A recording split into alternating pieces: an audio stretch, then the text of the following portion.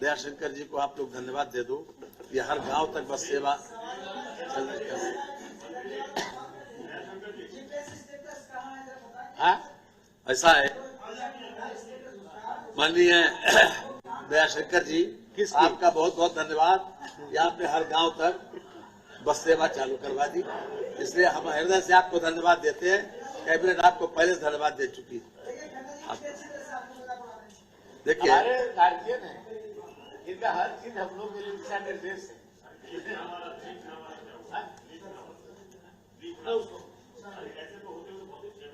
देखिए कैबिनेट मंत्री परिषद ने आज दयाशंकर जी बहुत बहुत दयाशंकर जी धन्यवाद बहुत बहुत।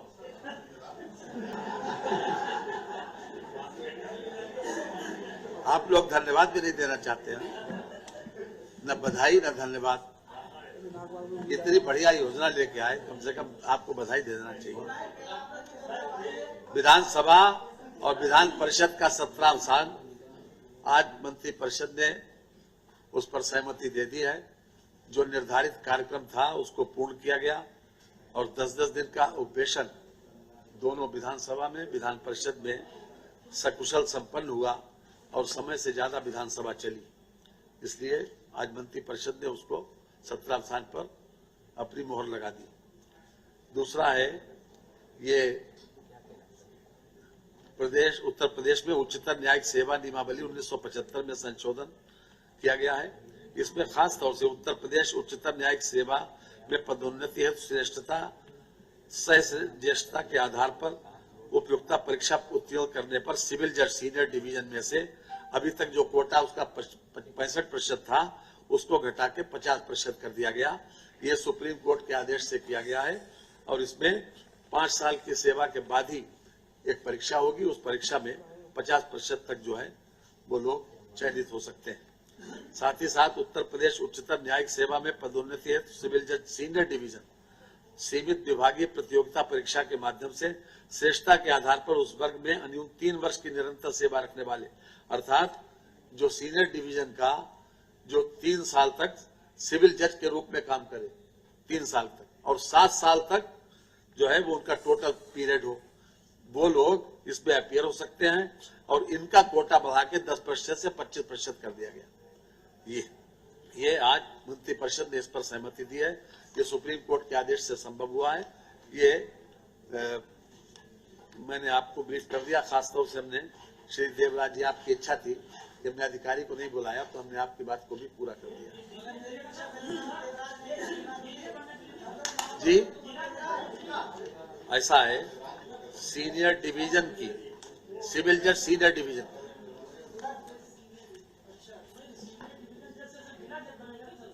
जी उच्चतर न्यायिक सेवा में जाएंगे, हायर जुडिशियल सर्विसेज।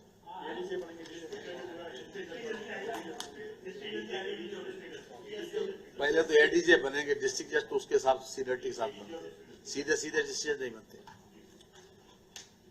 दूसरा, प्रधानमंत्री आवास योजना शहरी के अंतर्गत भागीदारी में किफायती आवास एएचपी और किफायती किराया आवास घटकों के क्रियान्वयन में दिशा निर्देश जारी किए गए हैं।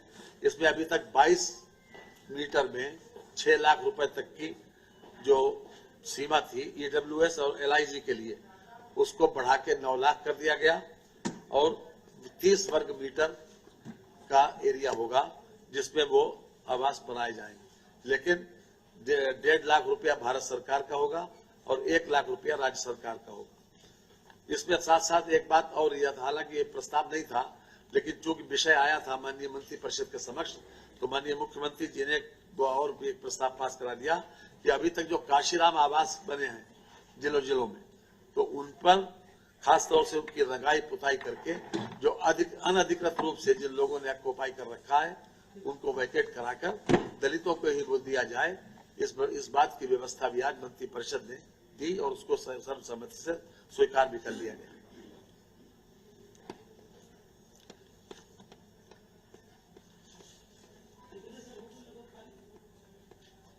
जी, ये हमें वो चूंकि विषय पहले से आया नहीं था, जब चूंकि एक आवास का एक विषय आया, इसलिए एक विषय यह अतिरिक्त रूप से उन्होंने निर्देशित किया है कि बहुत जिलों में जो काशीराम आवास बने हैं और अनधिकृत रूप से जो ऑक्युपाइड हैं, उनकी बाकायदा रंगाई पुताई करा के जो दलित वर्ग को ही उसको आवंटित किया जाए। ये अभी कोई इसका हमारे पास इस बार डाटा नहीं है, क्योंकि पहले से मंत्री परिषद में आया नहीं था। ये विषय एक उठा, इसलिए वो उसके ऊपर जानकारी दे दी। तो न्यायिक सेवा का हो गया। उत्तर प्रदेश सरकारी कर्मचारियों की आचरण नियमावली 1956 के नियम 21 एवं नियम 24 में संशोधन किया गया है। इसमें खास तौर से अभी तक नियम 21 में एक कैलेंडर वर्ष में 6 माह के मूल वेतन से अधिक की धनराशि स्टॉक, शेयर अथवा अन्य निवेश में निवेशित किए जाने की सूचना समुचित प्राधिकारी को दिए जाने की व्यवस्था लाई जा रही है। आज कई समाचार पत्रों में इस बात को भी छपा भी है कि ये नियमावली में ये संशोधन किया गया है कि 6 महीने का जो मूल वेतन है, अगर उससे अधिक की धनराशि किसी स्टॉक में, किसी शेयर मार्केट में कहीं निवेश किया गया है तो उसको सूचित करना पड़ेगा। दूसरा संशोधन है नियम 24 में 1 माह के मूल वेतन के स्थान पर 2 माह से अधिक मूल्य की किसी भी चल संपत्ति के क्रय की सूचना समुचित प्राधिकारी को दिए जाने के अलावा प्रत्येक 5 वर्ष व्यतीत होने पर अचल संपत्ति की घोषणा करने के स्थान पर प्रत्येक 1 वर्ष की अवधि व्यतीत होने पर अचल संपत्ति की घोषणा करनी होगी। ये अभी तक जो 5 वर्ष था कि 5 वर्ष में अचल संपत्ति की आप घोषणा करें, उसको घटाकर 1 वर्ष कर दिया। जे आज संशोधन किया गया नियमावली। हमने आपको जो नियमावली थी वो बता दिया और नियम में बता दिया 21 और 24 नियम में संशोधित किया गया।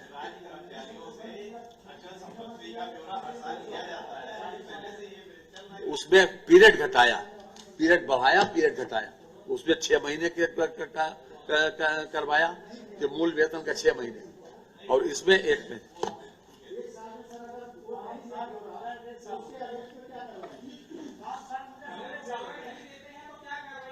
जी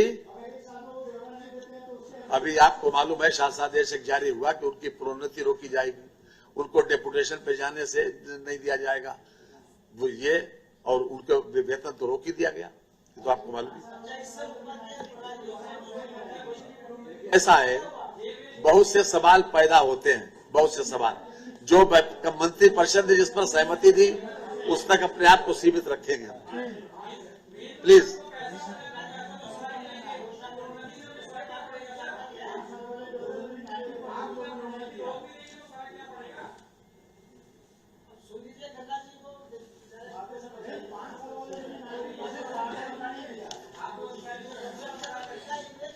आप लोग सब विद्वान लोग हैं और हम आपकी विद्वता के कायल हैं पहले से।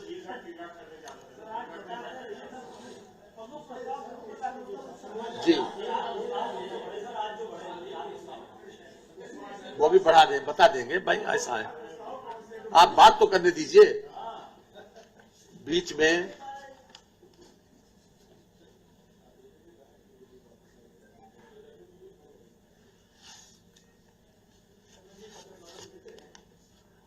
ये जनपद अयोध्या में मुख्यमंत्री वैश्विक नगरोदय योजना के अंतर्गत स्पोर्ट्स कॉम्प्लेक्स के निर्माण हेतु नजूल भूमि डाटा संख्या 1026, 1027, 1029, 1030, 1031, 1033 एवं 1035 कुल 7 किता क्षेत्रफल 2500 वर्ग मीटर स्थित चक नंबर 4 मोहल्ला वशिष्ठ कुंड, परगना हवेली अवध, तहसील सदर, जनपद अयोध्या को नगर निगम अयोध्या के पक्ष में हस्तांतरण के संबंध में आज मंत्री परिषद ने सहमति दे दी है।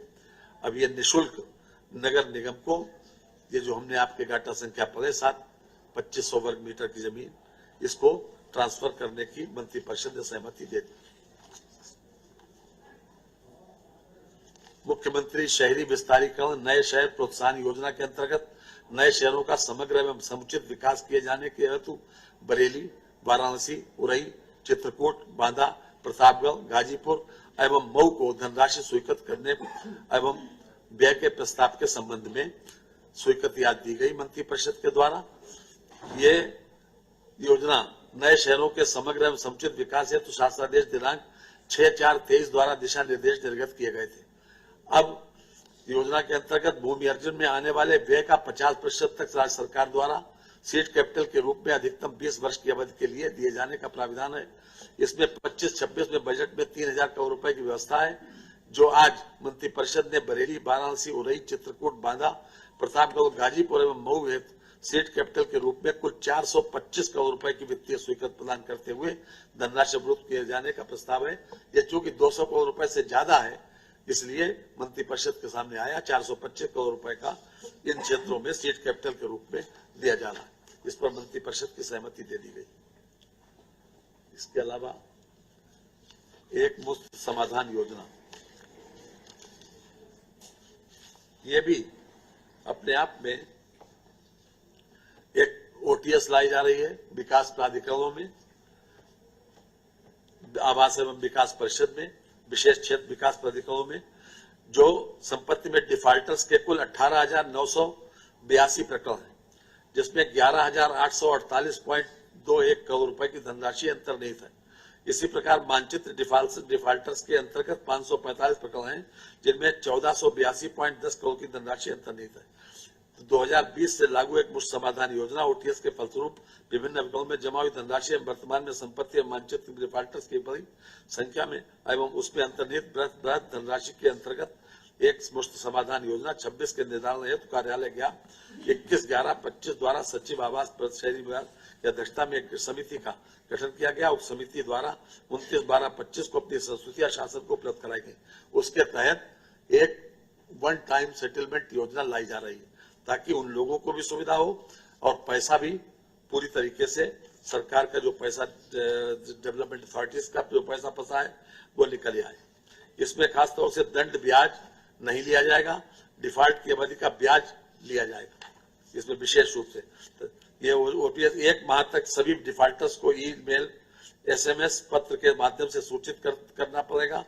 3 माह की अवधि निर्धारित की जाती है, जो 3 माह के अंदर आवेदन स्वीकार, इसमें अगर स्वीकार किया जाएगा तो 3 माह के अंदर जवाब दे दिया जाएगा और साथ ही साथ 3 माह उसको और दिए जाएंगे इस बात के लिए ताकि वो अपना पैसा जमा कर सके। इसमें जो व्यवस्था बनाई गई है कि ओटीएस गणना के उपरांत यदि तय धनराशि 50 लाख हो तो उक्त धनराशि का 1/3 भाग मांग पत्र डिस्पैच का तात्पर्य एसएमएस, ईमेल या हार्ड कॉपी से होने की तिथि से 30 दिन में और अवशेष 2/3 भाग 3 मासिक किस्तों में 3 माह में जमा करना होगा।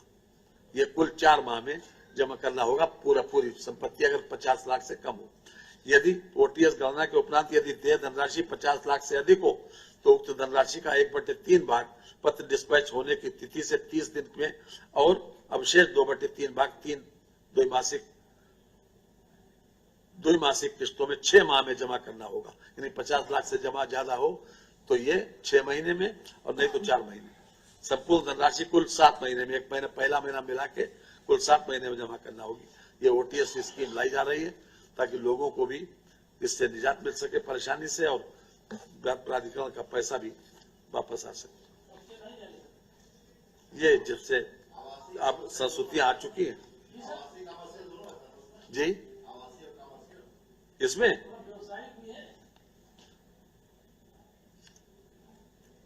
एक मुफ्त समाधान योजना संस्तुति विशेष क्षेत्र विकास प्राधिकरण डिफॉल्टर आवंटियों मानचित्र सापेक्ष बकाये की वसूली आवंटियों समस्त प्रकार की आवासीय संपत्तियों पर लागू होगी, चाहे आवंटन पद्धति या नीलामी पद्धति से हो। इस प्रकार सरकारी संस्थाओं में आवंटित संपत्तियां में भी ओटीएस योजना लागू होगी, जिसके अंतर्गत केंद्र सरकार, प्रदेश सरकार व सरकारी विभिन्न प्रकार के स्कूल, भूखंडों, चैरिटेबल संस्थाओं आदि को आवंटित संपत्तियों को ओटीएस योजना लागू होगी। विभिन्न प्रकार के स्कूलों, चैरिटेबल संस्थाओं आदि को आवंटित समस्त प्रकार की व्यावसायिक संपत्तियों, चाहे नीलामी द्वारा अथवा अन्य ओटीएस योजना लागू होगी। यस, सभी प्रकार की लागू।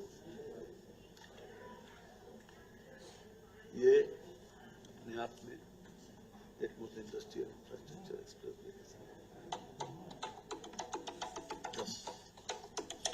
इसके अतिरिक्त जी यह है अटल इंडस्ट्रियल इंफ्रास्ट्रक्चर मिशन के अंतर्गत एक्सप्रेस वे के सन्निकट जनपद मेरठ में integrated manufacturing and logistics clusters की स्थापना हेतु अवस्थापना विकास के निर्माण कार्यों के संबंध में ये अवस्थापना और औद्योगिक विकास विभाग के द्वारा यूपीडा द्वारा विकसित किए गए एक्सप्रेस वे यथा Agra Lucknow express way, Purvanchal express way, Bundelkhand express way, Gorakhpur link express way एवं विकासशील express way Ganga express way के किनारे 29 स्थलों पर इंडस्ट्रियल कॉरिडोर परियोजना के तहत integrated manufacturing and logistic cluster की स्थापना व विकास किया जा रहा है।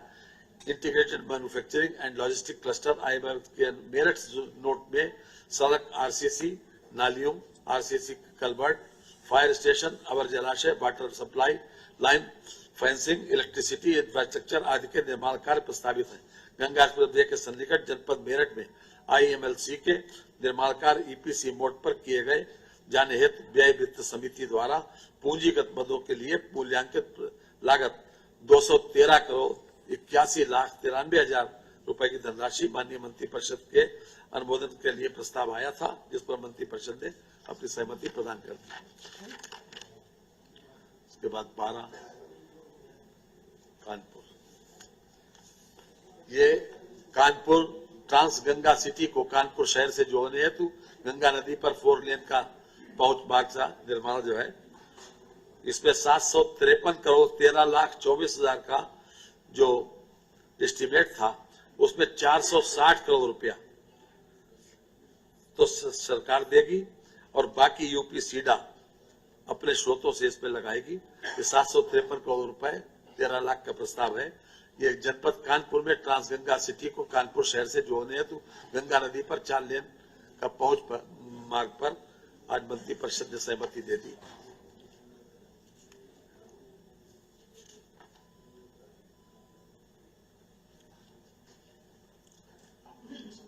ये खास तौर से जो हम लोगों से इन्वेस्टर से वादा करते हैं इन्वेस्टमेंट के लिए, तो इसी प्रकार का जो हम इंसेंटिव था, पहले इस खाते में पैसा नहीं था, अब 75% की धनराशि हम देते हैं। जो लोग फॉरेन डायरेक्ट इन्वेस्टमेंट करते हैं उनको 75% का सब्सिडी देते हैं। तो उसमें पहले 41 करोड़ रुपए का उनका सब्सिडी बनी थी, अब 14 करोड़ 77,68,000 रुपए का उनकी प्रतिपूर्ति अब की जा रही है। 26 करोड़ 74,56,000 रुपए पहले से उनको दिए जा चुके हैं, यानी कि ये अब पूरा बता दे रहे हैं।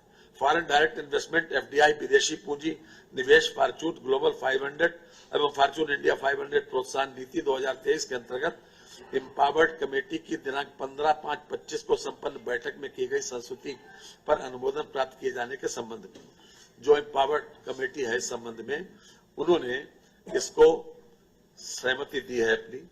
ये messrs TI medicals private limited द्वारा यमुना एक्सप्रेस वे औद्योगिक विकास प्राधिकरण के एमडीपी क्षेत्र में 4.48 हेक्टेयर भूमि 215 करोड़ के निवेश से चिकित्सा उपकरण विनिर्माण सुविधा स्थापित करने हेतु फॉर्चून इंडिया ट्रेनिंग के अंतर्गत फ्रंट एंड भूमि सब्सिडी के संबंध में आवेदन किया गया। Uttar Pradesh FDI FCI Fortune global 500 कंपनियों के निवेश हेतु प्रोत्साहन नीति 2023 के अंतर्गत नोडल संस्था की संस्तुति पर प्राधिकृत समिति की बैठक 5/7/24 के अनुमोदन प्रदान किया जा चुका है। यानी कि टोटल जो उनका 100 करोड़ रुपए का जो इन्वेस्टमेंट करेगा उसमें 75% उनको सब्सिडी दी जा सकती है। ये व्यवस्था नियम में है। एफडीआई एफसीआई फॉर्चून ग्लोबल में 500 कंपनियों के निवेश प्रोत्साहन नीति प्रमाण पत्र लिया जा चुका है। मेडिकल डिवाइस पार्क क्षेत्र यमुना एक्सप्रेस वे औद्योगिक विकास प्राधिकरण गौतम बुद्ध नगर में भूमि आवंटित की गई है। भारत सरकार की मेडिकल डिवाइस पार्क योजना के अंतर्गत उद्यमियों को सब्सिडाइज दर पर भूमि उपलब्ध कराए जाने का प्राविधान है। एम्पावर्ड कमेटी द्वारा ये मत अवितारित किया गया कि उत्तर प्रदेश की एफडीआई नीति 2023 के अंतर्गत अनुमानित सब्सिडी 75% दर की धनराशि की सीमा तक सब्सिडी प्रदान की जा सकती है, किंतु शर्त यह है कि भारत सरकार की मेडिकल डिवाइस पार्क योजना के अंतर्गत प्राप्त सब्सिडी की धनराशि घटा दी जाएगी। चूंकि एफडीआई नीति के अंतर्गत अनुमानित सब्सिडी की धनराशि 41 करोड़ 52,24,000 में से रुपए 26 करोड़ 74,56,000 की धनराशि उनको प्राप्त हो चुकी है। अतः अंतर की धनराशि 14 करोड़ 77,68,000 ईडा की प्रतिपूर्ति किए जाने की स्वीकृति प्रदान की जा सकती है। Messrs TI medicals private limited को ईडा द्वारा आवंटित भूमि 44,000 वर्ग मीटर, कुल प्रीमियम 55 करोड़ 36 लाख 32,000 के सापेक्ष अनुबंध सब्सिडी की धनराशि 41 करोड़ 52 लाख 24,000 में से मेडिकल डिवाइस पार्क के अंतर्गत प्राप्त सब्सिडी की धनराशि 26 करोड़ 74 लाख 56,000 को घटाते हुए 14 करोड़ 77 लाख 68,000 की प्रतिपूर्ति ईडा को किए जाने के बिंदु पर माननीय मंत्री परिषद द्वारा आज सहमति प्रदान कर दी गई। यानी कि जो उनका बचा हुआ पैसा था उसके आज मंत्री परिषद सहमति प्रदान की गई और उसके अलावा भी जितने भी इस प्रकार के हैं कि जिनको इंसेंटिव दिया जाना है उसके बारे में भी ये कहा गया है मुख्यमंत्री जी के द्वारा कि उसको भी आगे बाकी योजनाओं को भी आगे बढ़ाएं ताकि उन लोगों को जो इन्वेस्टर्स के जिस वादे पर उनका इन्वेस्टमेंट हुआ है वो पूरा किया जा सके।